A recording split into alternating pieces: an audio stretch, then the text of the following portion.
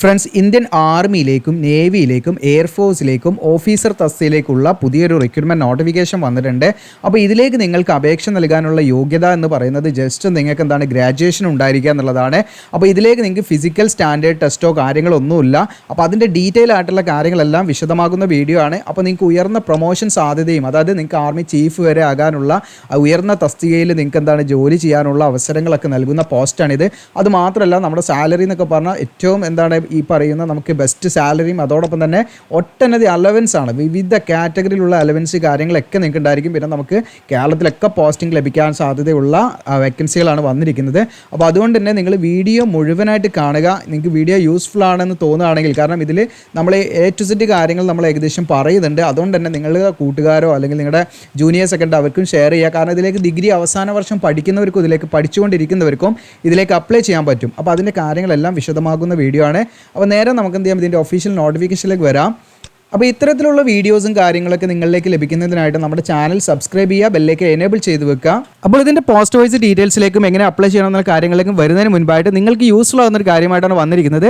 അതായത് UPSC civil service examination പഠിക്കാൻ താല്പര്യമുള്ളവരോ, ഇനി നിങ്ങൾ സെൽഫായിട്ട് പ്രിപ്പയർ ചെയ്യുന്നവരോ അങ്ങനെയുള്ള ഉദ്യോഗാർത്ഥികളൊക്കെ ആണെങ്കിൽ നിങ്ങൾക്ക് വളരെ കുറഞ്ഞ കോഴ്സ് ഫീയിൽ നിങ്ങൾക്ക് എന്താണ് കോച്ചിങ് ചെയ്യാനുള്ള ഒരു ഓപ്ഷനാണ് നമ്മുടെ GOD UPSC കേരള തന്നിരിക്കുന്നത്. അപ്പോൾ ഇവരുടെ ഫാക്കൽറ്റി എന്നൊക്കെ പറയുന്നത് നമ്മുടെ സിവിൽ സർവീസ് എക്സാമിനേഷൻ്റെ മെയിൻ എക്സാമിനേഷനിൽ എഴുതിയവരും എന്നാൽ ഇൻ്റർവ്യൂവിന് അറ്റൻഡ് ചെയ്തവരും ഒക്കെയാണ് ഇതിലെ ഫാക്കൽറ്റീസ് എന്ന് പറയുന്നത്.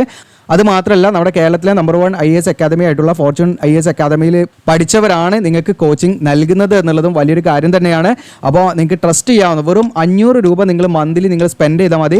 ഈ 500 രൂപയ്ക്ക് ആവശ്യമായിട്ടുള്ള മെറ്റീരിയൽസും കാര്യങ്ങളും ഒക്കെ നിങ്ങൾക്ക് ലഭിക്കും പ്രോപ്പറായിട്ട്. അപ്പോൾ നിങ്ങൾ വിചാരിക്കും വെറും 500 രൂപയ്ക്ക് എന്തുകൊണ്ട് ഇവർ ഈ കോച്ചിങ് പ്രൊവൈഡ് ചെയ്യുന്നത് വെച്ചാൽ ഇവരുടെ എയിം എന്ന് പറയുന്നത് സാമ്പത്തികമായിട്ട് പിന്നോക്കം നിൽക്കുന്ന ഉദ്യോഗാർത്ഥികളെയൊക്കെ എന്ത് ചെയ്യുക, ഇത്തരം കോച്ചിങ് കൊടുക്കുക എന്നുള്ളത് തന്നെയാണ് ഇവരുടെ ഒരു സർവീസ് ആയിട്ട് തന്നെയാണ് അവർ പറയുന്നത്. അതുകൊണ്ട് നിങ്ങൾക്ക് ഇതിൽ ജോയിൻ ചെയ്യാൻ താല്പര്യം ഉണ്ടെങ്കിൽ ഞാനൊരു നമ്പർ ഇവിടെ കാണിക്കാൻ, ജസ്റ്റ് നിങ്ങൾക്ക് ഡയറക്റ്റ് അതിൽ മെസ്സേജ് ചെയ്താൽ മതി വാട്സപ്പിൽ. ഇനി അതല്ല അവരുടെ ഇൻസ്റ്റാഗ്രാം ജസ്റ്റ് GOD UPSC എന്ന് അടിച്ചു കൊടുത്താൽ എനിക്ക് ഇൻസ്റ്റാഗ്രാമിൽ കോൺടാക്ട് ചെയ്യുക. അങ്ങനെയും അപ്പോൾ നിങ്ങൾ കോൺടാക്ട് ചെയ്യേണ്ട വാട്സപ്പിൽ കോൺടാക്ട് ചെയ്യേണ്ട നമ്പറാണ്, ജസ്റ്റ് മെസ്സേജ് അയച്ചാൽ മതി 8075080463.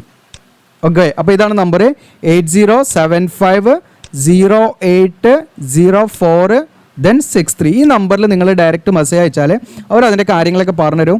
ഇനി അത് മാത്രമല്ല, നിങ്ങൾക്ക് എന്താണ് ഇതിൽ ഇപ്പോൾ ഏകദേശം 300+ സ്റ്റുഡൻസ് ഇതിൽ ഓൾറെഡി എൻറോൾ ചെയ്തിട്ടുണ്ട് കോച്ചിങ്ങിൽ. അപ്പോൾ ആ ഒരു ഗ്രൂപ്പിൽ നിങ്ങൾക്ക് ഫ്രീ ആയിട്ട് ജോയിൻ ചെയ്യാൻ പറ്റും. അതിൻ്റെ ലിങ്ക് ഞാൻ കമൻറ്റിൽ പിൻ ചെയ്ത് വെക്കാം. അപ്പോൾ ഡയറക്റ്റ് നിങ്ങൾക്ക് ആ ലിങ്കിൽ ക്ലിക്ക് ചെയ്താൽ നേരെ ഗ്രൂപ്പിൽ ജോയിൻ ചെയ്യാൻ പറ്റും. ഇനി അതല്ലെങ്കിൽ ഈ പറഞ്ഞിരിക്കുന്ന വാട്സപ്പ് നമ്പറിൽ നിങ്ങൾക്ക് കോൺടാക്ട് ചെയ്തിട്ട് അങ്ങനെയും ചെയ്യാം.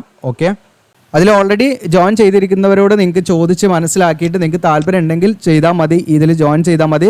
അപ്പോൾ 500 റുപ്പീസ് എന്ന് പറയുന്നത് നിങ്ങൾ നിസ്സാരമായിട്ട് കാണാൻ നല്ലൊരു സ്കീമാണ്. താല്പര്യം ഉണ്ടെങ്കിൽ നിങ്ങൾക്ക് എന്ത് ചെയ്യാം, ഈ പറഞ്ഞ നമ്പറിലേക്ക് നിങ്ങൾ ജസ്റ്റ് ഡയറക്റ്റ് മെസ്സേജ് അയക്കുകയോ, ഇനി അതല്ലേ ഇവരുടെ ഇൻസ്റ്റാഗ്രാം GOD UPSC കേരളയിൽ നിങ്ങൾക്ക് കയറിയിട്ട് അങ്ങനെ ഡയറക്റ്റ് അവരോട് മെസ്സേജ് അയച്ചാൽ അവർ റിപ്ലൈ തരുന്നതാണ്. അതെല്ലാം നിങ്ങൾക്ക് ഇവരുടെ ഗ്രൂപ്പിലും എന്ത് ചെയ്യാൻ ജോയിൻ ചെയ്യാം. അപ്പോൾ ഇതാണ് ഒഫീഷ്യൽ നോട്ടിഫിക്കേഷൻ. നിങ്ങൾക്കൂടെ കാണാം UPSCയുടെ നോട്ടിഫിക്കേഷനാണ് വന്നിരിക്കുന്നത്. നോട്ടിഫിക്കേഷൻ നമ്പർ ഇവിടെ കാണാം 11/2025 CDS2. ഡേറ്റ് വന്നിരിക്കുന്നത് May 28 നോട്ടിഫിക്കേഷൻ പബ്ലിഷ് ചെയ്തിരിക്കുന്നത്. നിങ്ങൾക്ക് ഓൺലൈൻ അപേക്ഷയുടെ ലാസ്റ്റ് ഡേറ്റ് എന്ന് പറയുന്നത് നിങ്ങൾക്ക് June 17 വരെ ഇതിലേക്ക് അപ്ലൈ ചെയ്യാനുള്ള സമയമുണ്ട്. അപ്പോൾ ഇതിലേക്ക് വിളിച്ചിരിക്കുന്ന എക്സാമിനേഷൻ എന്ന് പറയുന്നത് കമ്പൈൻഡ് ഡിഫൻസ് സർവീസ് എക്സാമിനേഷനാണ് 2025. ഇതിൽ നിങ്ങൾക്ക് SSC വിമൻ നോൺ ടെക്നിക്കൽ കോഴ്സും ഇതിൽ ഇൻക്ലൂഡ് ചെയ്തിട്ടുണ്ട്. ഈ സെയിം നോട്ടിഫിക്കേഷൻ തന്നെ അതിൻ്റെ കാര്യങ്ങളും ഞാൻ പറയാം. അപ്പോൾ ഇതിലേക്ക് മെയിൽ കാൻഡിഡേറ്റ്സിനും അപ്ലൈ ചെയ്യാം, ഫീമെയിൽ കാൻഡിഡേറ്റ്സിനും അപ്ലൈ ചെയ്യാം. അപ്പോൾ ഫീമെയിലിന് എല്ലാത്തിലേക്കും അപ്ലൈ ചെയ്യാൻ പറ്റില്ല, അതിന് ചില കണ്ടീഷൻസ് ഉണ്ട്, അതിൻ്റെ കാര്യങ്ങളൊക്കെ ഞാൻ പറയാം. പിന്നെ നമ്മുടെ SSC പുതിയൊരു റിക്രൂട്ട്മെൻറ്റ് പോർട്ടൽ ലോഞ്ച് ചെയ്തിട്ടുണ്ട്. അതാണ് നിങ്ങളുടെ സ്ക്രീനിൽ കാണുന്ന യൂണിയൻ പബ്ലിക് സർവീസ് കമ്മീഷൻ. ഇനി ഇതുവഴിയാണ് എല്ലാ ഉദ്യോഗാർത്ഥികളും അക്കൗണ്ട് ക്രിയേറ്റ് ചെയ്ത് അപ്ലൈ ചെയ്യേണ്ടത്. അപ്പോൾ അതിനെക്കുറിച്ചിട്ടും ഞാൻ വീഡിയോയിൽ പറയുന്നുണ്ട്. അതുകൊണ്ട് നിങ്ങൾ വീഡിയോ സ്കിപ്പ് ചെയ്ത് കാണണ്ട, നിങ്ങൾ വീഡിയോയുടെ പല ഭാഗങ്ങളിലായിട്ടാണ് അത് പറയുന്നത്.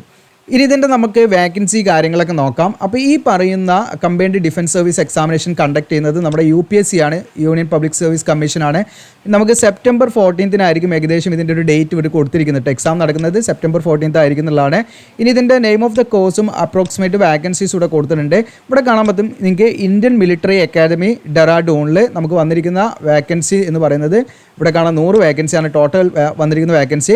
ആ ഒരു കോഴ്സ് സ്റ്റാർട്ട് ചെയ്യുന്നത് 2026 ജൂലൈയിലായിരിക്കും. പിന്നെ NCCക്ക് സ്പെഷ്യലായിട്ട് ഒരു 13 വേക്കൻസി റിസർവ്ഡ് വേക്കൻസി ഉണ്ട് കേട്ടോ. ഓക്കെ, ഡയറക്റ്റ് എൻട്രി അവർക്ക് കിട്ടും. അതുപോലെ തന്നെ Indian naval academy Ezhimala July 2026 course start ചെയ്യുന്നത്.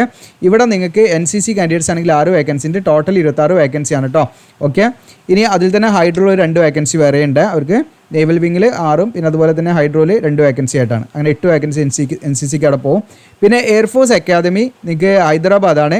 ഇവിടെ നിങ്ങൾക്ക് 2026 ജൂലൈ എന്നാണ് കോഴ്സ് സ്റ്റാർട്ട് ചെയ്യുന്നത്. 220 വേക്കൻസിയാണ് ടോട്ടൽ. അതിൽ NCCക്ക് ഒരു 3 വേക്കൻസി ഉണ്ടെന്നുള്ളതാണ്. ഓഫീസേഴ്സ് ട്രെയിനിങ് അക്കാദമി ചെന്നൈയിലാണ്. ഓക്കെ, അത് 124ാമത് SSC മെൻ കോഴ്സാണ് സ്റ്റാർട്ട് ചെയ്യുന്നത്. അത് ഒക്ടോബർ 2026 ഈ കോഴ്സ് സ്റ്റാർട്ട് ചെയ്യുന്നത്. അതുകൊണ്ടാണ് ഇതിൽ അവസാന വർഷം പഠിക്കുന്നവർക്കൊക്കെ ഇതിലേക്ക് അപ്ലൈ ചെയ്യാൻ പറ്റുള്ളൂ. ഡിഗ്രി അങ്ങനെയുള്ളവർ നിങ്ങളുടെ ജൂനിയേഴ്സോ നിങ്ങൾ അറിയുന്നവർ ആർക്കുണ്ട് നിങ്ങൾ മാക്സിമം അയച്ചു കൊടുക്കുക. അപ്പോൾ ഇതിലേക്ക് നിങ്ങൾക്ക് കാണാം 276 വേക്കൻസി ഉണ്ട്. ഇതിലേക്ക് മെയിൽ കാൻഡിഡേറ്റ്സിന് മാത്രമേ അപ്ലൈ ചെയ്യാൻ പറ്റുള്ളൂ. അവർ ഫീമെയിൽ കാൻഡിഡേറ്റ്സിന് അപ്ലൈ ചെയ്യാൻ പറ്റുന്നുണ്ട് കേട്ടോ. അതാ ഓഫീസേഴ്സ് ട്രെയിനിങ് അക്കാദമി ചെന്നൈ തന്നെ 124 SSC വിമൻ നിങ്ങൾക്കിവിടെ കാണാൻ പറ്റും. നോൺ ടെക്നിക്കലാണ് കേട്ടോ, രണ്ടും കാറ്റഗറി വരുന്നത്. NT എന്ന് പറയുന്നത് നോൺ ടെക്നിക്കലാണ്. ഒക്ടോബർ 2026 19 വേക്കൻസി അവിടെ ഉണ്ട്. അതിലേക്ക് ഫീമെയിൽ കാൻഡിഡേറ്റ്സിന് മാത്രമേ അപ്ലൈ ചെയ്യാൻ പറ്റുള്ളൂ. അങ്ങനെ ടോട്ടൽ വന്നിരിക്കുന്നത് 453 വേക്കൻസി ആണെങ്കിലും ഈ ഒരു എൻട്രി എന്നൊക്കെ പറയുന്നത് വേറെ ലെവലാണ്. അതിൻ്റെ കാര്യങ്ങളൊക്കെ ഞാൻ വിശദമാക്കി നിങ്ങൾക്ക് തരാം, അതുകൊണ്ട് നിങ്ങൾ സ്കിപ്പ് ചെയ്യണ്ട കേട്ടോ. ഇനി നമ്മൾ ഇതിൻ്റെ എഡ്യൂക്കേഷൻ ക്വാളിഫിക്കേഷനാണ് നോക്കുന്നത്. ഓക്കെ, അപ്പം നിങ്ങൾക്കൂടെ കാണാം Indian military academy, officers training academy, ഈ 2 അക്കാദമിയിലേക്ക് നിങ്ങൾക്ക് അപ്ലൈ ചെയ്യാനുള്ള ക്വാളിഫിക്കേഷൻ എന്ന് പറയുന്നത് നിങ്ങൾക്ക് ഡിഗ്രിയാണ്. ഏതെങ്കിലും വിഷയത്തിലുള്ള ഗ്രാജുവേഷൻ ഉണ്ടായിരിക്കുക, അല്ലെങ്കിൽ അതിന് തുല്യമായിട്ടുള്ള ക്വാളിഫിക്കേഷൻ ഉണ്ടായിരിക്കുക എന്നുള്ളതാണ്. എനി ഡിഗ്രി ഗ്രാജുവേഷൻ ഉള്ളവർക്ക് ഇതിലേക്ക് അപ്ലൈ ചെയ്യാം. അതായത് IMLേക്കും അപ്ലൈ ചെയ്യാം, അതുപോലെ OTയിലേക്കും അപ്ലൈ ചെയ്യാം. ഓക്കെ, അതായത് ഇന്ത്യൻ മിലിറ്ററി അക്കാദമിയിലേക്കും ഈ ചെന്നൈയിലുള്ള നമ്മുടെ ഓഫീസേഴ്സ് ട്രെയിനിങ് അക്കാദമിയിലേക്കും നിങ്ങൾക്ക് എന്ത് ചെയ്യാം, അപ്ലൈ ചെയ്യാം. ഓക്കെ, അപ്പോൾ അതിലേക്ക് അപ്ലൈ ചെയ്യാൻ, ആ ഒരു കോഴ്സിലേക്ക് നിങ്ങൾക്ക് അപ്ലൈ ചെയ്യാനുള്ള ക്വാളിഫിക്കേഷൻ ജസ്റ്റ് ഒരു ഡിഗ്രി മതി. ഇനി നിങ്ങൾക്ക് ഇന്ത്യൻ നേവൽ അക്കാദമിയിലേക്ക് നിങ്ങൾക്ക് അപ്ലൈ ചെയ്യണമെങ്കിൽ എഞ്ചിനീയറിംഗ് ഗ്രാജുവേഷൻ വേണം. അതായത് ഏതെങ്കിലും ഒരു ഡിസിപ്ലിനിൽ നിങ്ങൾ BA or BTech അല്ലെങ്കിൽ BSc എഞ്ചിനീയറിംഗ് ഉണ്ടെങ്കിൽ നിങ്ങൾക്ക് ഇതിലേക്ക് അപ്ലൈ ചെയ്യാം. ജസ്റ്റ് ഒരു എഞ്ചിനീയറിംഗ് ഗ്രാജുവേഷനാണ് ഇവിടെ ഉദ്ദേശിക്കുന്നത് ഇന്ത്യൻ നേവൽ അക്കാദമിയിലേക്ക്. ഇനി ഇവിടെ കാണാം നിങ്ങൾക്ക് എയർഫോഴ്സ് അക്കാദമിയിലേക്കാണെങ്കിൽ നിങ്ങൾക്ക് എന്ത് വേണം, ഡിഗ്രി ഉണ്ടായിരിക്കണം. പക്ഷേ ഒരു കണ്ടീഷൻ ഉണ്ട്, +2 നമ്മൾ എന്തായിരിക്കണം, +2 നിങ്ങൾ ഫിസിക്സും മാത്തമാറ്റിക്സും പഠിച്ചിരിക്കണം. ഓക്കെ, +2 ലെവലിൽ നിങ്ങൾ ഫിസിക്സും മാത്തമാറ്റിക്സും പഠിച്ചിരിക്കണം. ഡിഗ്രി ഏതായാലും കുഴപ്പമില്ല. ഓക്കെ, അപ്പോൾ നിങ്ങൾ +2 സയൻസ് എടുത്ത് ഡിഗ്രി എന്താണ് ആർട്സ് എടുത്താലും കുഴപ്പമില്ല. അത് BA അല്ലെങ്കിൽ BCom ഒക്കെ എടുത്താലും നിങ്ങൾക്ക് അത് വെച്ചിട്ട് അപ്ലൈ ചെയ്യാം. പക്ഷേ +2 നിങ്ങൾ എന്തായിരിക്കണം, ഫിസിക്സും മാത്തമാറ്റിക്സും പഠിച്ചിരിക്കുക എന്നുള്ള കണ്ടീഷൻ നിർബന്ധമാണ്. അതോടൊപ്പം ഡിഗ്രി ഏതാണെങ്കിലും കുഴപ്പമില്ല, നിങ്ങൾ സയൻസ് ഡിഗ്രി ഗ്രാജുവേറ്റ് തന്നെ ആയിരിക്കണം എന്നില്ല. ഈ പറയുന്ന BA BCom അല്ലെങ്കിൽ അങ്ങനെ തുടങ്ങിയിട്ടുള്ള BBA അല്ലെങ്കിൽ എനി ഗ്രാജുവേഷൻ. ഓക്കെ, ഇനി സയൻസ് ഡിഗ്രി എടുത്ത BSc അല്ലെങ്കിൽ അങ്ങനെ എടുത്തവർക്കും ഇതിലേക്ക് തീർച്ചയായിട്ടും അപ്ലൈ ചെയ്യാം കേട്ടോ. ഓക്കെ, ഞാൻ പെട്ടെന്ന് നിങ്ങൾക്ക് ഡൗട്ട് വേണ്ട വെച്ചിട്ടാണ് ഇങ്ങനെ പറഞ്ഞത്. അതായത് ഈ പറയുന്ന +2 ലെവലിൽ നമ്മളെന്താണ് ഫിസിക്സും മാത്തമാറ്റിക്സും പഠിക്കണം എന്നുള്ളൂ. ഡിഗ്രി ഏതായാലും കുഴപ്പമില്ല എന്നുള്ളതാണ് നിങ്ങൾ മനസ്സിലാക്കേണ്ടത്. ഇനി നിങ്ങൾക്ക് എഞ്ചിനീയറിംഗ് ഗ്രാജുവേഷൻ കഴിഞ്ഞവർക്കും എന്ത് ചെയ്യാം, ഈ പറയുന്ന എയർഫോഴ്സ് അക്കാദമിയിലേക്ക് അപ്ലൈ ചെയ്യാം കേട്ടോ. അതായത് അവർക്ക് ഈ പറയുന്ന കണ്ടീഷൻ ഇല്ല, +2 ഫിസിക്സ് മാത്തമാറ്റിക്സ് പഠിക്കണം എന്നില്ല. അവർക്ക് എന്താണ് ഈ പറയുന്ന എഞ്ചിനീയറിംഗ് ഗ്രാജുവേറ്റ് ആണെങ്കിൽ അവർക്ക് എന്ത് ചെയ്യാം, എയർഫോഴ്സ് അക്കാദമിയിലേക്ക് അവർക്ക് അപ്ലൈ ചെയ്യാവുന്നതാണ്. ഓക്കെ, ഇവിടെ കാണാം ഫൈനൽ ഇയർ ഒരു ഫൈനൽ സെമസ്റ്ററിൽ പഠിക്കുന്ന ഉദ്യോഗാർത്ഥികൾക്ക് തീർച്ചയായിട്ടും ഇതിലേക്ക് അപ്ലൈ ചെയ്യാവുന്നതാണ് കേട്ടോ. ഓക്കെ, ഇനി ഇതിലേക്ക് ഓൺലൈനായിട്ട് അപ്ലൈ ചെയ്യുമ്പോൾ നമ്മൾ പ്രിഫറൻസ് കൊടുക്കണം. അപ്പോൾ ഇതൊക്കെ നമ്മൾ ശ്രദ്ധിക്കേണ്ടതായിട്ടുള്ള കാര്യങ്ങളുണ്ട്. പ്രിഫറൻസ് കൊടുക്കുന്നത് എങ്ങനെയാണെന്ന് വെച്ചാൽ, ഇപ്പം ഈ പറയുന്ന മെയിൽ കാൻഡിഡേറ്റ്സ് ആണെങ്കിൽ അവർക്ക് എന്ത് ചെയ്യാം, ഒട്ടനവധി പ്രിഫറൻസ് കൊടുക്കാനുള്ള ഓപ്ഷൻ ഉണ്ട്. എന്നാൽ ഫീമെയിൽ കാൻഡിഡേറ്റ്സിന് ഒരൊറ്റ കാറ്റഗറി ഉള്ളൂ, OTയിലേക്ക് മാത്രമേ കൊടുക്കാൻ പറ്റുള്ളൂ. അതിന് കാര്യങ്ങൾ ഞാൻ പറഞ്ഞുതരാം. അപ്പോൾ ഞാനിതിൻ്റെ ഒന്ന് ഷോർട്ടാക്കി നിങ്ങൾക്ക് പറഞ്ഞുതരാം. അതായത് ഇവിടെ എന്താണെന്ന് വെച്ചാൽ, ഇപ്പം ഞാൻ അപ്ലൈ ചെയ്യണം, ഞാൻ ഓൺലൈനായിട്ട് അപ്ലൈ ചെയ്യണം. അപ്പോൾ ഞാൻ എന്ത് ചെയ്യുന്നുണ്ട്, SSC നോക്കുന്നുണ്ട്. ഓക്കെ, SSC എന്ന് പറഞ്ഞാൽ ഒന്നുമില്ല, ഈ പറയുന്ന ഷോർട്ട് സർവീസ് കമ്മീഷനാണ്. അതിലുള്ള ഇൻസ്റ്റിറ്റ്യൂട്ട് ഏതാണെന്ന് വെച്ചാൽ ഓഫീസേഴ്സ് ട്രെയിനിങ് അക്കാദമിയാണ്. അതാണ് OTA എന്ന് പറയുന്നത്. ഓക്കെ, നിങ്ങളുടെ മുകളിൽ കാണാം OTA എന്ന് പറയുന്നത്. ഓക്കെ, ഇനി രണ്ടാമത്തത് ഇതിപ്പോൾ ഒന്നാണ്. രണ്ടാമത്തത് പെർമനൻറ്റ് കമ്മീഷനാണ്. ഓക്കെ, ഈ പെർമനൻറ്റ് കമ്മീഷനിൽ നമുക്ക് 3 ഇൻസ്റ്റിറ്റ്യൂട്ട് വരുന്നുണ്ട്. അതായത് IMA വരുന്നുണ്ട്. ഓക്കെ, ഇന്ത്യൻ മിലിറ്ററി അക്കാദമി, അത് കഴിഞ്ഞിട്ട് നമുക്ക് ഇന്ത്യൻ നേവൽ അക്കാദമി INA വരുന്നുണ്ട്. അത് കഴിഞ്ഞിട്ട് എയർഫോഴ്സ് അക്കാദമി ഇങ്ങനെ 3 അതിലും വരുന്നുണ്ട്. അപ്പോൾ ടോട്ടൽ നമുക്ക് 4 പ്രിഫറൻസ് അതിൽ കൊടുക്കാൻ പറ്റും. അങ്ങനെ നമ്മൾ കൊടുക്കുന്ന സമയത്ത് നിങ്ങൾ ചെയ്യേണ്ട കാര്യം എന്ന് വെച്ചാൽ, ഒരിക്കലും നമ്മൾ എന്ത് ചെയ്യാൻ പാടില്ല, OTA ഫസ്റ്റ് കൊടുക്കാൻ പാടില്ല. ഓക്കെ, അതായത് മെയിൽ കാൻഡിഡേറ്റ്സിൻ്റെ കാര്യമാണ് കേട്ടോ. ഫീമെയിൽ കാൻഡിഡേറ്റ്സിന് ഇവിടെ എന്ത് ചെയ്യാം, സ്കിപ്പ് ചെയ്യാം. കാരണം അവർക്ക് ഈ OTA മാത്രമേ അപ്ലൈ ചെയ്യാൻ പറ്റുള്ളൂ, മറ്റുള്ളതിലേക്ക് അപ്ലൈ ചെയ്യാൻ പറ്റുള്ളൂ കേട്ടോ. മറ്റൊക്കെ മെയിൽ കാൻഡിഡേറ്റ്സിന് അപ്ലൈ ചെയ്യാൻ പറ്റുന്നതാണ്. അപ്പോൾ ഇവിടെ OTA നമ്മൾ ആദ്യം കൊടുത്തു കഴിഞ്ഞാൽ അത് ഓട്ടോമാറ്റിക് ആയിട്ട് എന്ത് ചെയ്യും, അത് ലാസ്റ്റ് പ്രിഫറൻസ് ആയിട്ട് എന്ത് ചെയ്യും, അത് കണക്കാക്കപ്പെടും. ഒരിക്കലും നമ്മൾ ഒ ടി എ കൊടുക്കരുത്. കൊടുത്താലും എന്ത് ചെയ്യും, അത് ലാസ്റ്റ് ആയിട്ട് തന്നെ എന്ത് ചെയ്യും, അതിനെ പരിഗണിക്കുന്നുള്ളതാണ് ഇവിടെ പറയുന്നത്. കാരണം നമ്മൾ അപ്ലൈ ചെയ്യുമ്പോൾ നമ്മൾ ശ്രദ്ധിക്കേണ്ട കാര്യമാണ്. ഇനി ഇൻ കേസ് നമ്മൾ തെറ്റായിട്ട് ഒ ടി എ ഫസ്റ്റ് കൊടുത്തു, അതായത് ഓഫീസർ ട്രെയിനിങ് അക്കാദമി എന്നുള്ളതാണ് നമ്മൾ മുൻഗണന ഫസ്റ്റ്, അതായത് ഷോർട്ട് സർവീസ് കമ്മീഷൻ്റെ ആണ് നമുക്ക് ഫസ്റ്റ് വേണ്ടിയായിരിക്കുക. നമ്മളത് കൊടുത്താൽ അത് ഒരിക്കലും എന്ത് ചെയ്യില്ല, മെയിൽ കാൻഡിഡേറ്റ്സിൻ്റെത് അത് ഫസ്റ്റ് പ്രിഫറൻസ് ആയിട്ട് പരിഗണിക്കില്ല. അത് ഓട്ടോമാറ്റിക്കായിട്ട് എന്ത് ചെയ്യും, ലാസ്റ്റ് പ്രിഫറൻസ് ആയിട്ട് പരിഗണിക്കും. അപ്പോൾ നിങ്ങൾ പെർമനൻറ്റ് കമ്മീഷൻ പാട് നിങ്ങൾ അപ്ലൈ ചെയ്യുന്നുണ്ടെങ്കിൽ പെർമനൻറ്റ് കമ്മീഷനിൽ ഈ പറഞ്ഞിരിക്കുന്ന ഇന്ത്യൻ മിലിറ്ററി അക്കാദമിയോ അല്ലെങ്കിൽ ഈ പറയുന്ന നേവൽ അക്കാദമിയോ അല്ലെങ്കിൽ ഈ പറയുന്ന എയർഫോഴ്സ് അക്കാദമിയോ ഇത് ഏതെങ്കിലും ആയിരിക്കണം നിങ്ങൾ ഫസ്റ്റത്തെ ആ 3 എണ്ണത്തിൽ വരേണ്ടത്. അത് കഴിഞ്ഞിട്ട് ലാസ്റ്റ് ആയിരിക്കണം എന്ത് ഒ ടി എ വരേണ്ടത്. ഇനി നിങ്ങൾക്ക് ഈ പറയുന്ന SSC മാത്രം അപ്ലൈ ചെയ്താൽ മതി, നിങ്ങൾക്ക് ഒ ടി എ മാത്രം മതി, അതായത് ഓഫീസേഴ്സ് ട്രെയിനിങ് അക്കാദമിയിലേക്ക് മാത്രം മതിയെങ്കിൽ നിങ്ങൾക്ക് എന്ത് ചെയ്യാം, നിങ്ങൾക്ക് ഇവിടെ ഈ പറയുന്ന ഓഫീസേഴ്സ് ട്രെയിനിങ് അക്കാദമി മാത്രമേ നിങ്ങൾക്ക് ഓപ്ഷൻ കൊടുക്കാണ്ടാവുള്ളൂ, മറ്റുള്ളതൊന്നും കൊടുക്കാണ്ടാവില്ല. അപ്പോൾ നിങ്ങളുടെ ചോയ്സ് ആണ് എന്നുള്ളതാണ് നിങ്ങൾ മനസ്സിലാക്കേണ്ടത്. അപ്പോൾ നിങ്ങൾ ഈ പറയുന്ന SSCക്ക് കൊടുക്കുന്നുണ്ട്, പെർമനൻറ്റ് കമ്മീഷനും കൊടുക്കുന്നുണ്ടെങ്കിൽ, രണ്ടിലേക്കും കൊടുക്കുന്നുണ്ടെങ്കിൽ നിങ്ങൾ ആ സമയത്ത് ചെയ്യേണ്ടത് ഒ ടി എ ഏറ്റവും ലാസ്റ്റ് കൊടുക്കുക എന്നുള്ളതാണ്. ഇൻ കേസ് നിങ്ങൾ തെറ്റായിട്ട് ഒ ടി എ ഫസ്റ്റ് കൊടുത്താലും അത് ഓട്ടോമാറ്റിക്കായിട്ട് എന്ത് ചെയ്യും, ലാസ്റ്റ് ആയിട്ട് തന്നെ അവർ പരിഗണിക്കുള്ളൂ എന്നുള്ളത് പറയുന്നുണ്ട്. ഇനി ഫീമെയിൽ കാൻഡിഡേറ്റ്സ് ആണെങ്കിൽ അവർക്ക് ഈ പറയുന്ന ഷോർട്ട് സർവീസ് കമ്മീഷനിലേക്ക്, അതായത് ഒ ടി എയിലേക്ക് മാത്രമേ അപ്ലൈ ചെയ്യാൻ പറ്റുള്ളൂ. ഒ ടി എന്ന് പറയുന്ന ഓഫീസർ ട്രെയിനിങ് അക്കാദമിയിലേക്ക് മാത്രമേ അപ്ലൈ ചെയ്യാൻ പറ്റുള്ളൂ. ഓക്കെ, അതുകൊണ്ട് തന്നെ അവർക്ക് എന്താണ് ഈ പറയുന്ന പ്രിഫറൻസ് ചോയ്സ് ഒന്നും ഉണ്ടാവില്ല, അവർക്ക് ഒറ്റ ചോയ്സ് ഉണ്ടാവുള്ളൂ, ഒ ടി എയിലേക്ക് അപ്ലൈ ചെയ്യാന്നുള്ളത് കേട്ടോ. ഓക്കെ, ഇനി മെയിൽ കാൻഡിഡേറ്റ്സിന് വേണമെങ്കിൽ ഒ ടി എയിലേക്ക് മാത്രമായിട്ടും അപ്ലൈ ചെയ്യാം, ഇനി രണ്ടിലേക്കും അപ്ലൈ ചെയ്യാം. ഓക്കെ, ക്ലിയർ ആണെന്ന് വിചാരിക്കുന്നു. ഇനി അടുത്ത പാരഗ്രാഫിലൂടെ പറയുന്നത് എന്താ വെച്ചാൽ, നിങ്ങൾക്കിപ്പം എയർഫോഴ്സ് അക്കാദമിക്ക് താല്പര്യം ഉണ്ടെന്ന് വിചാരിക്കാം. അങ്ങനെ താല്പര്യം ഉണ്ടെങ്കിൽ നിങ്ങൾ AF അതായത് എയർഫോഴ്സ് അക്കാദമി ഫസ്റ്റ് ചോയ്സ് ആയിട്ട് കൊടുക്കണം. കാരണം നിങ്ങൾക്ക് ഈ പറയുന്ന കമ്പ്യൂട്ടർ പൈലറ്റ് സെലക്ഷൻ സിസ്റ്റം, അതുപോലെ തന്നെ ഈ പറയുന്ന എയർഫോഴ്സ് മെഡിക്കൽ ഒക്കെ ഉണ്ടാവും. അതിന് വേണ്ടിയിട്ട് നിങ്ങൾ ഫസ്റ്റ് ഓപ്ഷൻസ് തന്നെ നിങ്ങൾ എന്ത് ചെയ്യണം, AFA കൊടുക്കണം. AFA താല്പര്യം ഉണ്ടെങ്കിൽ AFA ഫസ്റ്റ് ഓപ്ഷൻ കൊടുക്കണം. അപ്പോൾ നിങ്ങൾ സെക്കൻഡ് ഓർ തേർഡ് കൊടുത്തു കഴിഞ്ഞാൽ എന്ത് ചെയ്യും, അത് ഇൻവാലിഡ് ആയിട്ടാണ് പരിഗണിക്കുക. ആ ഒരു ഓപ്ഷൻ ഇൻവാലിഡ് ആയിട്ട് പരിഗണിക്കുന്നവർ പറയുന്നുണ്ട് കേട്ടോ. അപ്പോൾ അതൊക്കെ നമ്മൾ ഓൺലൈനായിട്ട് അപ്ലൈ ചെയ്യുമ്പോൾ ശ്രദ്ധിക്കേണ്ട കാര്യങ്ങളാണ്. ഇനി എക്സാമിനേഷൻ സെൻറ്റർ നമുക്ക് കേരളത്തിൽ കൊച്ചി, കോഴിക്കോട്, പിന്നെ തിരുവനന്തപുരമാണുള്ളത്. പിന്നെ ചെന്നൈ, ബാംഗ്ലൂർ, ഇത് ഇത്രയും സ്ഥലങ്ങളുണ്ട്. എവിടെ വേണമെങ്കിലും പോയിട്ട് നിങ്ങൾക്ക് എക്സാം എഴുതാവുന്നതാണ് കേട്ടോ ഇതിൻ്റെ. ഇനി അടുത്തായിട്ട് നമ്മളിതിൻ്റെ ഏജ് ലിമിറ്റ് കാര്യങ്ങളൊക്കെയാണ് നോക്കുന്നത്. ഇപ്പോൾ നിങ്ങൾ ഇന്ത്യൻ മിലിറ്ററി അക്കാദമിയിലേക്കാണ് അപ്ലൈ ചെയ്യുന്നതെങ്കിൽ അൺമാരീഡ് മെയിൽ കാൻഡിഡേറ്റ്സിന് മാത്രമേ അതിലേക്ക് അപ്ലൈ ചെയ്യാൻ പറ്റുള്ളൂ, ഫീമെയിൽ കാൻഡിഡേറ്റ്സിന് അപ്ലൈ ചെയ്യാൻ പറ്റില്ല. ഇവിടെ കാണാൻ നിങ്ങൾക്ക് നിങ്ങളുടെ ഡേറ്റ് ഓഫ് ബർത്ത് നോക്കിയാൽ മതി. 2 ജൂലൈ 2002 അതുപോലെ തന്നെ 1 ജൂലൈ 2007 ഈ പറയുന്ന 2 ഡേറ്റിൻ്റെ ഇടയിൽ എവിടെയെങ്കിലും ജനിച്ചവരായിരിക്കണം നിങ്ങൾ. ഈ ഡേറ്റിലോ ഈ ഡേറ്റിൻ്റെ ഉള്ളിലോ എവിടെയെങ്കിലും നിങ്ങൾ എന്താണ് ജനിച്ചവരാണെങ്കിൽ മാത്രമേ നിങ്ങൾക്ക് ഇതിലേക്ക് അപ്ലൈ ചെയ്യാൻ പറ്റുള്ളൂ. ഇനി അടുത്തത് ഇന്ത്യൻ നേവൽ അക്കാദമിയിലേക്ക് അപ്ലൈ ചെയ്യുന്നവരാണെങ്കിലും അൺമാരീഡ് ആയിട്ടുള്ള മെയിൽ കാൻഡിഡേറ്റ്സ് ആയിരിക്കണം. എനിക്ക് ഈ പറയുന്ന 2 ജൂലൈ 2002 അതല്ലെങ്കിൽ 1 ജൂലൈ 2000 ഈ പറയുന്ന ഡേറ്റിൻ്റെ ഇടയിൽ ഈ ഡേറ്റിലോ ഡേറ്റിൻ്റെ ഇടയിലോ നിങ്ങൾ ജനിച്ചവരാണെങ്കിൽ, നിങ്ങളുടെ ഡേറ്റ് ഓഫ് ബർത്ത് ഈ പറയുന്ന ഡേറ്റിൻ്റെ ഇടയിലോ വരുന്നവരാണെങ്കിൽ മാത്രമേ നിങ്ങൾക്ക് ഇതിലേക്ക് അപ്ലൈ ചെയ്യാൻ പറ്റുള്ളൂ കേട്ടോ. ഓക്കെ, ഇനി അടുത്തത് ഈ പറയുന്ന എയർഫോഴ്സ് അക്കാദമി ആണെങ്കിൽ നിങ്ങൾക്ക് 20 ടു മിനിമം ഏജ് 20 ആണ്, ദെൻ മാക്സിമം 24 വയസ്സ് വരെ ഇതിലേക്ക് നിങ്ങൾക്ക് അപ്ലൈ ചെയ്യാം.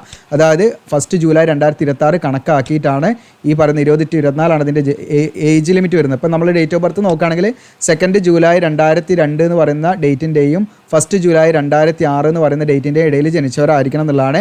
അതോടൊപ്പം തന്നെ ചെറിയൊരു ഏജ് റിലാക്സേഷൻ ഉണ്ട്. അതായത് നിങ്ങൾക്ക് നിലവിൽ കൊമേഴ്ഷ്യൽ പൈലറ്റ് ലൈസൻസ് വാലിഡ് ഉള്ള കൊമേഴ്ഷ്യൽ പൈലറ്റ് ലൈസൻസ് ഉള്ള ഉദ്യോഗാർത്ഥികളാണെങ്കിൽ അവർക്ക് മാക്സിമം 26 വയസ്സ് വരെ ഇതിലേക്ക് അപ്ലൈ ചെയ്യാവുന്നതാണ് കേട്ടോ. പിന്നെ എയർഫോഴ്സിൻ്റെ കാര്യം പറയുകയാണെങ്കിൽ ഇപ്പോൾ 26 വയസ്സ് വരെയൊക്കെ ഇതിൽ റിലാക്സേഷൻ കൊടുക്കുന്നുണ്ട്. അപ്പോൾ അതിൻ്റെ ഒരു കാര്യമാണ് ഇവിടെ പറയുന്നത്. അതായത് 25 വയസ്സിൻ്റെ താഴോട്ട് ഒരിക്കലും മാരീഡ് ആയത് അൺമാരീഡ് ആയിട്ടുള്ള ആ സ്റ്റാറ്റസ് തന്നെ ആയിരിക്കണം എന്നൊന്ന് പറയുന്നുണ്ട് കേട്ടോ. പിന്നെ അതോടൊപ്പം തന്നെ ഇവിടെ officers training academy male candidates, അതായത് SSC കോഴ്സ് ഫോർ മെൻ ആണെങ്കിൽ നിങ്ങൾക്ക് അൺമാരീഡ് മെയിൽ കാൻഡിഡേറ്റ്സിന് ഇതിലേക്ക് അപ്ലൈ ചെയ്യാൻ പറ്റുള്ളൂ. നിങ്ങൾ ജനിച്ചിരിക്കുന്ന ഡേറ്റ് ഓഫ് ബർത്ത് കാര്യങ്ങളൂടെ പറയുന്നത് നിങ്ങൾക്കൂടെ കാണാൻ പറ്റും. 2 ജൂലൈ 2001 എന്ന് പറയുന്ന ഡേറ്റിനോ അല്ലെങ്കിൽ ഈ പറയുന്ന 1 ജൂലൈ 2000 ഈ പറയുന്ന ഡേറ്റിൻ്റെ ഇടയിൽ എവിടെയെങ്കിലും ജനിച്ചവരായിരിക്കണം കേട്ടോ. ഓക്കെ, ഇനി ഓഫീസേഴ്സ് ട്രെയിനിങ് അക്കാദമിയിലേക്ക് SSC women non technical course ഉണ്ട്. ഇതിലേക്ക് നിങ്ങൾക്ക് അൺമാരീഡ് ഫീമെയിൽ കാൻഡിഡേറ്റ്സിനാണ് ഇതിലേക്ക് അപ്ലൈ ചെയ്യാൻ പറ്റുക. അതോടൊപ്പം നിങ്ങൾ മനസ്സിലാക്കേണ്ട ഡേറ്റ് ഓഫ് ബർത്ത് ഇവിടെ പറയുന്നുണ്ട്. ഈ പറയുന്ന 2 ജൂലൈ 2001 അല്ലെങ്കിൽ 1 ജൂലൈ 2007 ഈ പറയുന്ന 2 ഡേറ്റോ ഇതിൻ്റെ ഉള്ളിൽ എവിടെയെങ്കിലും ജനിച്ചവരാണെങ്കിൽ നിങ്ങൾക്ക് ഇതിലേക്ക് അപ്ലൈ ചെയ്യാൻ പറ്റുള്ളൂ. ഓക്കെ, ഇനി ഇതിലേക്കൊരു ഫീമെയിൽ കാൻഡിഡേറ്റ്സ് ആണ് യാതൊരുവിധ അപേക്ഷാ ഫീസും ഇല്ല. SC STക്ക് അപേക്ഷാ ഫീസ് ഇല്ല. ബാക്കിയുള്ള എല്ലാ ഉദ്യോഗാർത്ഥികൾക്കും 200 രൂപ അപേക്ഷാ ഫീസിൻ്റെ ഓൺലൈനായിട്ടാണ് ഫീ പേയ്മെൻറ്റ്. എങ്ങനെയാണ് അപ്ലൈ ചെയ്യേണ്ടതെന്നൊക്കെ വീഡിയോയിൽ വിശദമായിട്ട് പറയുന്നുണ്ട് കേട്ടോ. ഇനി അടുത്തതിൻ്റെ സ്കീം ഓഫ് എക്സാമിനേഷൻ ആണ്. ഇതിലേക്ക് റിട്ടൺ ടെസ്റ്റും ഇൻ്റർവ്യൂ ആണ് കേട്ടോ. SSB ഉണ്ടായിരിക്കും. അപ്പോൾ ഇതിലേക്ക് നിങ്ങൾക്ക് റിട്ടൺ ടെസ്റ്റ് ആണ്. അപ്പോൾ military academy, Indian naval academy, എയർഫോഴ്സിലേക്കൊക്കെ ആണെങ്കിൽ നിങ്ങൾക്ക് ഇംഗ്ലീഷ് JK, അതുപോലെ തന്നെ നിങ്ങൾക്ക് എലമെൻ്ററി മാത്തമാറ്റിക്സ് ആണ് 100 മാർക്ക് വെച്ച് 300 മാർക്കാണ് അത് വരിക. ഇനിയിപ്പോൾ ഓഫീസേഴ്സ് ട്രെയിനിങ് അക്കാദമി ആണെങ്കിൽ നിങ്ങൾക്ക് 200 മാർക്ക് ഇംഗ്ലീഷും GK മാത്രം ഉണ്ടായിരിക്കും കേട്ടോ. അപ്പോൾ അതിൻ്റെ സ്കീം കാര്യങ്ങളൊക്കെ കൂടെ കൊണ്ട് സിലബസ് സ്റ്റാൻഡേർഡ് ഇതൊക്കെ ഇവിടെ കൊടുത്തിട്ടുണ്ട് അതിൻ്റെ കാര്യങ്ങളൊക്കെ. പിന്നെ അതിന് സെലക്ട് ആയി കഴിഞ്ഞാലാണ് നിങ്ങൾക്ക് ഈ പറയുന്ന SSB ഇൻ്റർവ്യൂ കാര്യങ്ങളൊക്കെ ഉണ്ടായിരിക്കും. അത് 2 സ്റ്റേജൊക്കെ ആയിട്ടാണ് കേട്ടോ നടക്കുക. ഓക്കെ, ഇപ്പോൾ ഓഫീസേഴ്സ് എൻട്രി നമുക്ക് ആർമിയിലേക്കൊക്കെ ആണെങ്കിൽ ഇതിൻ്റെ ഫിസിക്കൽ സ്റ്റാൻഡേർഡ് എന്ന് പറഞ്ഞാൽ നമുക്ക് ചെറിയ രീതിയിലൊക്കെ അത് 157 സെൻറ്റിമീറ്ററൊക്കെ ഹൈറ്റ് ഉള്ളവർക്ക് ഇതിലേക്ക് അപ്ലൈ ചെയ്യാം കേട്ടോ. ഓക്കെ, അത് ചെറിയ രീതിയിൽ അങ്ങോട്ടും ഇങ്ങോട്ടൊക്കെ വേരിയേഷൻ നിൽക്കുന്നുണ്ട്. ചില പോസ്റ്റിന് കാര്യങ്ങളൊക്കെ ജനറലൈസ് ചെയ്തിട്ടാണ് ഇതിൽ പറയുന്നത്. നിങ്ങൾക്ക് ആംഡ് ഫോഴ്സിലൊക്കെ 157 സെൻറ്റിമീറ്റർ മതി, മെയിൽ ആണെങ്കിൽ ഫീമെയിൽ ആണെങ്കിൽ 152 സെൻറ്റിമീറ്റർ മതി കേട്ടോ. ഓക്കെ, അപ്പോൾ അതൊക്കെ വെച്ച് നിങ്ങൾക്ക് അപ്ലൈ ചെയ്യാം. ഈവൻ നമുക്ക് ഈ പറയുന്ന CDSE അതുപോലെ IMO OT ആണെങ്കിൽ നിങ്ങൾക്ക് ഐസൈറ്റ് അൺകറക്റ്റഡ് വിഷൻ ആണെങ്കിൽ അതിൽ 6/60 ഒക്കെ അലൗഡ് ആണ് കേട്ടോ 2 കണ്ണിന്. അപ്പോൾ നിങ്ങൾക്ക് കറക്റ്റ് ചെയ്താലും ഇഷ്യൂസ് കാര്യങ്ങളൊന്നുമില്ല. കണ്ണട വെക്കുന്നവർക്കും വെക്കാത്തവർക്കൊക്കെ ഇതിലേക്ക് അപ്ലൈ ചെയ്യാം. അതുപോലെ തന്നെ നേവിയിലാണെങ്കിലൊക്കെ ചെറിയ ചെറിയ വ്യത്യാസങ്ങൾ വരുന്നുണ്ടെന്നേ ഉള്ളൂ. ഓക്കെ, നേവിയിലൊക്കെയാണ് 157 എന്നാണ് വരുന്നത്. ഓക്കെ, പിന്നെ അതിൽ ചെറിയ വേരിയേഷന് കാര്യങ്ങളൊക്കെ വരും. അപ്പോൾ നിങ്ങൾക്ക് അത്യാവശ്യം ഒരു 157 ഒക്കെ ഉണ്ടെങ്കിൽ തീർച്ചയായിട്ടും നിങ്ങൾക്ക് യാതൊരു പ്രശ്നവും ഇല്ല എന്നുള്ളതാണ് മനസ്സിലാക്കുന്നത്. അതോടൊപ്പം തന്നെ ഇപ്പോൾ നേവിയിലൊക്കെ ആണെങ്കിൽ ഒരു 6/12 ഒക്കെ അലൗഡ് ആണ് കേട്ടോ. വിഷൻ അൺകറക്റ്റഡ്, കറക്റ്റിലേക്ക് 6/6 വന്നാൽ മതി എന്നുള്ളതാണ്. ഓക്കെ, അപ്പോൾ ഇതിനെക്കുറിച്ചിട്ടൊക്കെ നിങ്ങൾക്ക് കൂടുതൽ മെഡിക്കൽ കാര്യങ്ങളൊക്കെ എന്തെങ്കിലും ഡൗട്ട് ഉണ്ട്, കാരണം നിങ്ങൾക്ക് എന്തെങ്കിലും പ്രശ്നങ്ങളെന്ന് തോന്നുമല്ലോ നമുക്ക്. അപ്പോൾ ഉണ്ടെങ്കിൽ നിങ്ങൾ എന്ത് ചെയ്യുക, നിങ്ങൾക്ക് കോൺടാക്ട് ചെയ്യാം കേട്ടോ. അങ്ങനെ കോൺടാക്ട് ചെയ്ത് ഞാൻ വീഡിയോയുടെ അവസാനം പറഞ്ഞുതരാം. എന്നെ കോൺടാക്ട് ചെയ്താൽ മതി, ഞാനത് റെഫർ ചെയ്തിട്ട് പറഞ്ഞുതരാം. അടുത്ത എയർഫോഴ്സിലേക്കാണെങ്കിൽ ഇതുപോലെ തന്നെ നിങ്ങൾക്ക് ഒരു 157, 152 ഒക്കെയാണ് പറയുന്നത് കേട്ടോ. അതിൽ തന്നെ ഗ്രൗണ്ട് ഡ്യൂട്ടി വരുന്നത് 157. മെയിൽ ഫീമെയിലിൻ്റെ നമുക്ക് നോക്കേണ്ട ആവശ്യമില്ല, കാരണം ഇതൊക്കെ ജനറൽ ഗൈഡ് ലൈൻസ് ആണ് അതിൻ്റെ കറക്റ്റ്. അപ്പോൾ ഇത് ജനറലായിട്ട് കൊടുത്തിരിക്കുന്നുണ്ട്. അപ്പോൾ ഫീമെയിൽ നിലവിൽ ഇതിലേക്ക് അപ്ലൈ ചെയ്യാൻ പറ്റില്ല. ഫ്ലൈൻ ഡ്യൂട്ടിയിലൊക്കെ ആകുമ്പോൾ ഒരു 182 സെൻറ്റിമീറ്ററൊക്കെ വരണം എന്നുള്ള കണ്ടീഷനാണ് കേട്ടോ. ഓക്കെ, അപ്പോൾ അത് പൈലറ്റ് അങ്ങനെയുള്ള പോസ്റ്റിലേക്കൊക്കെ. ഓക്കെ, അപ്പോൾ ഇത് ജനറലൈസ് ചെയ്ത് കാണിക്കുന്നതാണ്. അപ്പോൾ നിങ്ങൾക്ക് അതിലെന്തെങ്കിലും ഡൗട്ടോ കാര്യങ്ങളൊക്കെ ഉണ്ടെങ്കിൽ നിങ്ങൾക്ക് എന്ത് ചെയ്യാൻ കോൺടാക്ട് ചെയ്യാം. ഞാൻ വീഡിയോയുടെ അവസാനം പറയാം. ഇനി ഇതിൻ്റെ പേ സ്കെയിൽ കാര്യങ്ങളൊക്കെയാണ്. അപ്പോൾ ലെഫ്റ്റനൻ്റ് ആയിട്ടാണ് നമുക്ക് പോസ്റ്റിംഗ് ലഭിക്കുന്നത് തന്നെ. അപ്പോൾ ഇതിൽ നിങ്ങൾക്ക് പേ ലെവൽ 10 ആണ് വരിക. 56,100 മുതൽ 1,70,7500 ആണ്. പിന്നെ ക്യാപ്റ്റൻ നിങ്ങൾക്ക് പ്രൊമോഷൻ ഇങ്ങനെ കിട്ടിക്കൊണ്ടേയിരിക്കും ഓരോ വർഷം കഴിയുമ്പോൾ. പിന്നെ നിങ്ങൾക്ക് ഈ പറയുന്ന ആർമി ചീഫ് വരെ ആകാനുള്ള പോസിബിലിറ്റി ഉണ്ട്, 2 ലക്ഷം ഫിക്സ്ഡ് എമൗണ്ട് ആയിട്ട്. പിന്നെ നിങ്ങൾക്ക് മറ്റ് അലവൻസ് കാര്യങ്ങളൊക്കെ ഉണ്ട്. അതായത് ഈ പറയുന്ന MSP പെർ മന്ത് നിങ്ങൾക്ക് ഈ പറയുന്ന 15,500 വേറെ കിട്ടും. പിന്നെ നിങ്ങൾക്ക് സ്റ്റൈപ്പൻഡ് ഉണ്ടായിരിക്കും. IMO OT നിങ്ങൾക്ക് പറയുന്ന സർവീസ് അക്കാദമീസിലുള്ള ആ ഒരു ട്രെയിനിങ് സമയത്ത് നിങ്ങൾക്ക് 56,100 പെർ മന്ത് സ്റ്റൈപ്പൻഡ് ആയിട്ടിലേക്കും. പിന്നെ അതർ അലവൻസിൽ DA അതുപോലെ ട്രാൻസ്പോർട്ട് അലവൻസ് തന്നെ നിങ്ങൾക്കൂടെ കാണാം. അപ്പം നമുക്ക് കോഴിക്കോട്, കൊച്ചി ഒക്കെ ആണെങ്കിൽ നിങ്ങൾക്ക് ഈ പറയുന്നത് ഹയർ ട്രാൻസ്പോർട്ട് അലവൻസ് സിറ്റീസിൽ പെടുന്നതാണ്. അപ്പോൾ അത്യാവശ്യം നല്ല എമൗണ്ട് ട്രാൻസ്പോർട്ട് അലവൻസ് ഉണ്ടാവും. പിന്നെ അതേമാതിരി ചിൽഡ്രൻ എഡ്യൂക്കേഷൻ അലവൻസ് എന്നൊക്കെ പറഞ്ഞിട്ട് ഒരുപാട് കാറ്റഗറി ഉണ്ട്. ഇനി നമ്മൾ പറയുന്നത് ഇന്ത്യൻ മിലിറ്ററി അക്കാദമിയിലുള്ള അതിൻ്റെ ജോയിനിങ് കണ്ടീഷനും കാര്യങ്ങളൊക്കെയാണ്. അപ്പോൾ ഫൈനലി ഇതിൽ സെലക്ട് ആയി കഴിഞ്ഞാൽ നിങ്ങൾക്ക് 18 മാസമായിരിക്കും. ഇന്ത്യൻ മിലിറ്ററി അക്കാദമിയുടെ കാര്യമാണ്. അങ്ങനെ ഓരോ അക്കാദമിയുടെയും പറയുന്നുണ്ട്. 18 മാസം നമുക്ക് ട്രെയിനിങ് ഉണ്ടായിരിക്കും. ആ സമയത്തുള്ള ബുക്ക്, അക്കോമഡേഷൻ, യൂണിഫോം കാര്യങ്ങളൊക്കെ ഗവൺമെൻറ് ആണ് കേട്ടോ ചിലവുണ്ടായിരിക്കുക. പിന്നെ നമ്മളൊരു പോക്കറ്റ് മണി എന്ന് പറഞ്ഞിട്ട് 3,750 രൂപ ഉണ്ടായിരിക്കും. അത് നമുക്ക് റീഫണ്ട് കിട്ടും. നമുക്ക് 1,000 റുപ്പീസ് ഇങ്ങോട്ട് തന്നെ നമുക്ക് റീഫണ്ടും കിട്ടും കേട്ടോ നമ്മൾ കൊടുക്കുന്ന. പിന്നെ ഈ പറയുന്ന മറ്റ് ക്ലോത്തിങ് ആൻഡ് മറ്റ് എക്യുപ്മെൻറ്റ്സിനൊക്കെ ചെറിയൊരു എമൗണ്ട് പിടിക്കുന്നുള്ളൂ. ഇനിയിപ്പോൾ നിങ്ങളെ പാരൻസിൻ്റെ ഇത് പറ്റില്ല എങ്കിൽ എന്ത് ചെയ്യും, ഫൈനാൻഷ്യലി ഇൻകം കുറവുള്ള ഫാമിലിയൊക്കെ ആണെങ്കിൽ അതിന് നമുക്ക് പറയുന്നത് സ്കോളർഷിപ്പോ മറ്റു ഫൈനാൻഷ്യലി അസിസ്റ്റ് ചെയ്യുന്ന സംഭവമൊക്കെ അതിലുണ്ട്. അങ്ങനെ നിങ്ങൾ സക്സസ്ഫുള്ളി കംപ്ലീറ്റ് ചെയ്ത് നിങ്ങളുടെ ട്രെയിനിങ് കംപ്ലീറ്റ് ചെയ്താൽ മാത്രമേ നിങ്ങൾ ഈ പറയുന്ന കമ്മീഷൻ ചെയ്യുള്ളൂ. അതായത് നിങ്ങൾക്ക് പെർമനൻറ്റ് കമ്മീഷനിലാണ്. അതായത് ഇപ്പോൾ നമുക്ക് അതിൻ്റെ 18 മാസം ട്രെയിനിങ്. അങ്ങനെ നിങ്ങൾ ഈ പറയുന്ന 18 മന്ത് ട്രെയിനിങ് ഡ്യൂറേഷനിൽ നിങ്ങൾ ഓഫീസർ ക്യാഡറ്റ് ആണ് കേട്ടോ. നിങ്ങൾ അറിയപ്പെടുന്നത് ഓഫീസർ ക്യാഡറ്റ് എന്നാണ് നിങ്ങൾ അറിയപ്പെടുക.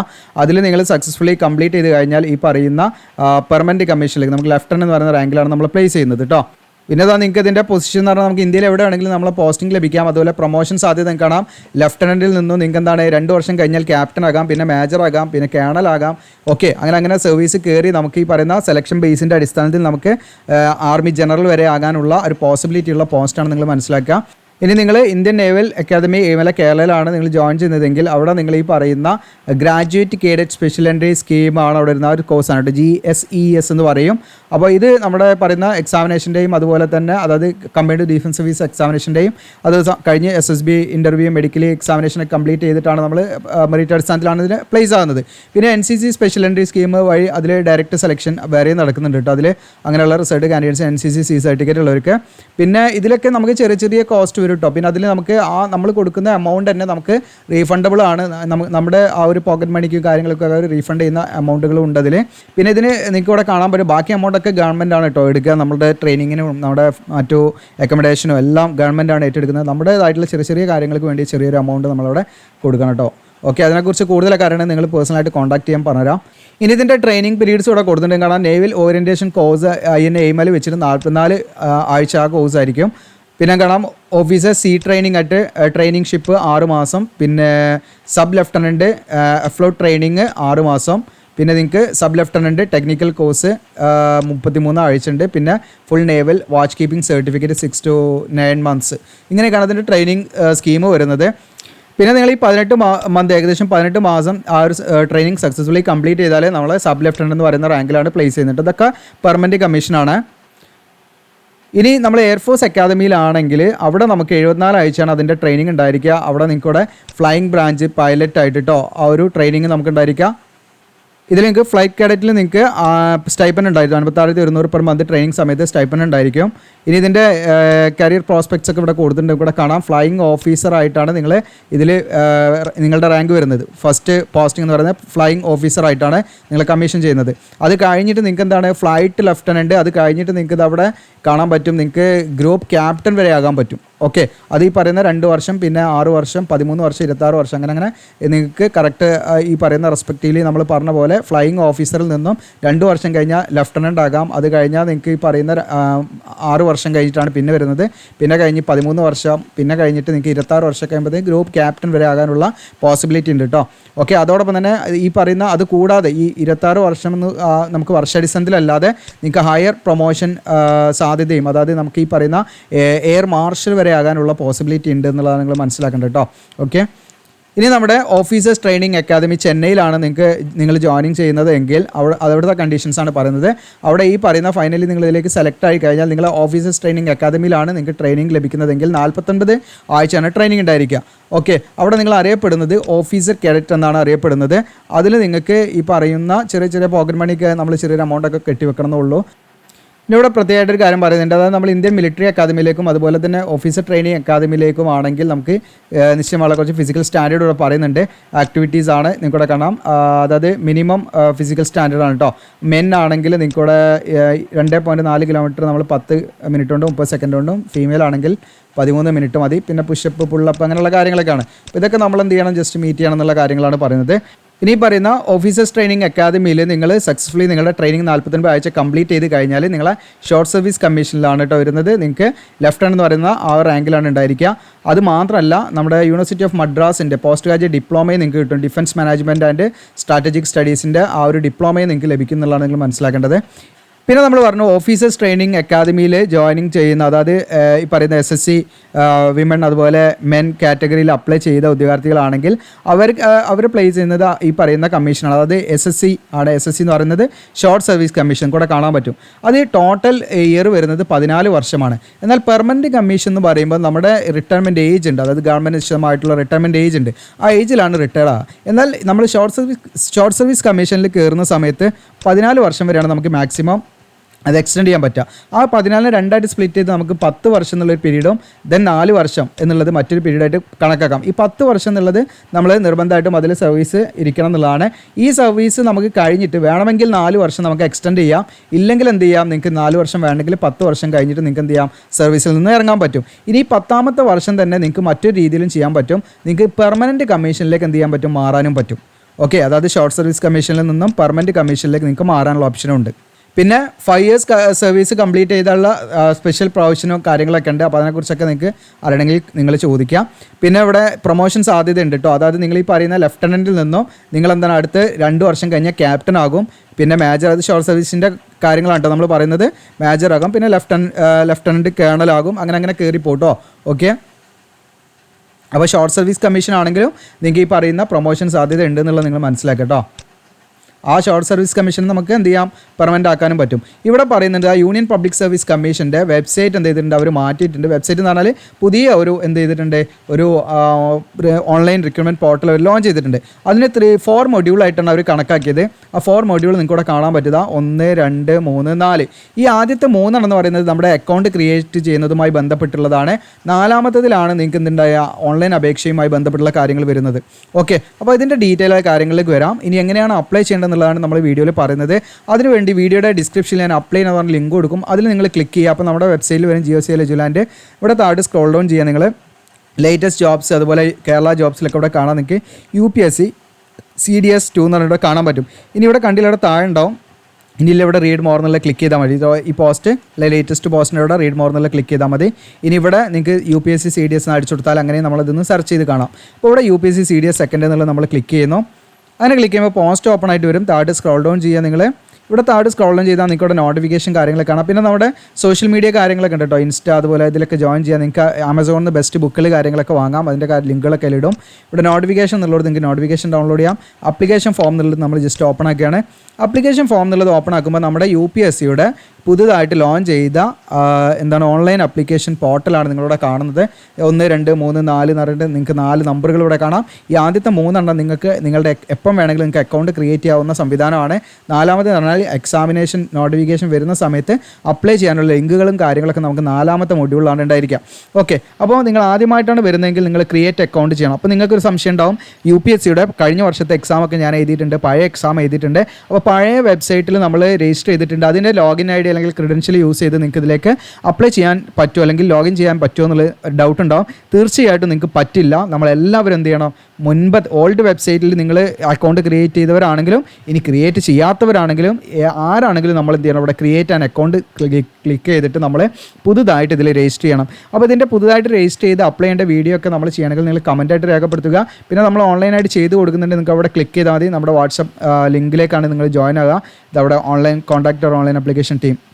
സർവീസ് ചാർജ് ഉണ്ടായിരിക്കും. എല്ലാ വീഡിയോയുടെയും താഴെ നമ്മുടെ ഡിസ്ക്രിപ്ഷനിലൊക്കെ നമ്മുടെ നമ്പർ ഉണ്ടായിരിക്കും. അപ്പോൾ വീഡിയോ ഇഷ്ടപ്പെട്ടാൽ നിങ്ങൾ ലൈക്ക് ചെയ്യുക, ഷെയർ ചെയ്യുക. വീഡിയോ ഞാൻ വലിച്ചു നീട്ടിയതൊന്നുമല്ല, കാരണം നമ്മൾ പലരും നോട്ടിഫിക്കേഷൻ കംപ്ലീറ്റ് വായിക്കില്ല. അപ്പോൾ നിങ്ങൾക്ക് കാര്യങ്ങൾ പെട്ടെന്ന് ഒരു വീഡിയോ കണ്ട് നിങ്ങൾക്ക് മനസ്സിലാക്കാൻ പറ്റുകയാണെങ്കിൽ മനസ്സിലാക്കട്ടെ എന്ന് വിചാരിച്ചിട്ടാണ്.